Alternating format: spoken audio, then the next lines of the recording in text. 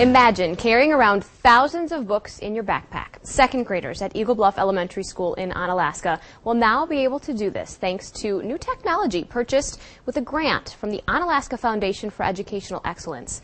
In tonight's Assignment Education Report, we'll tell you how these kids are getting nooked on reading. I don't think anything will ever replace the just the sound of a book opening and the smell. A trip through the library. That's pretty irreplaceable, pretty sacred ground. For many people, that statement is true.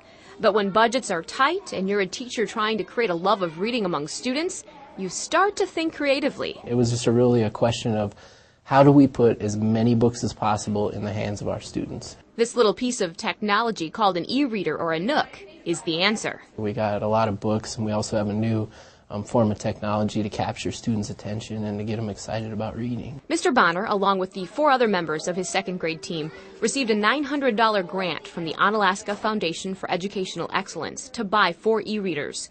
The students started using the technology in January, and it's been a big hit. It was a good piece of electronics. It's better than a DS. Which is quite a statement coming from this current generation of tech-savvy kids. The teachers are just as thrilled, but for a different reason.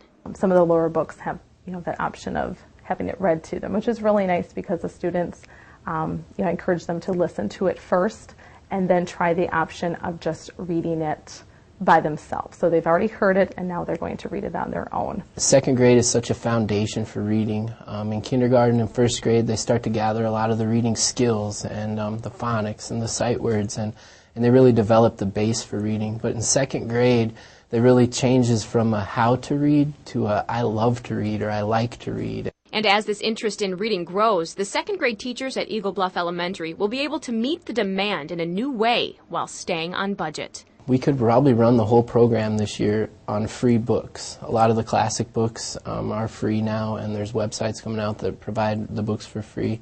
Through the library, we can check out EPUB books. And according to Mr. Bonner, none of this would have been possible without the grant. I think schools are facing tough decisions with budgeting now, and as a community, we really need to come together to support our children and to support the schools, and to have a foundation stand out like that and be so willing to give and to just promote fresh ideas and teachers that are taking chances to reach these 21st century learners.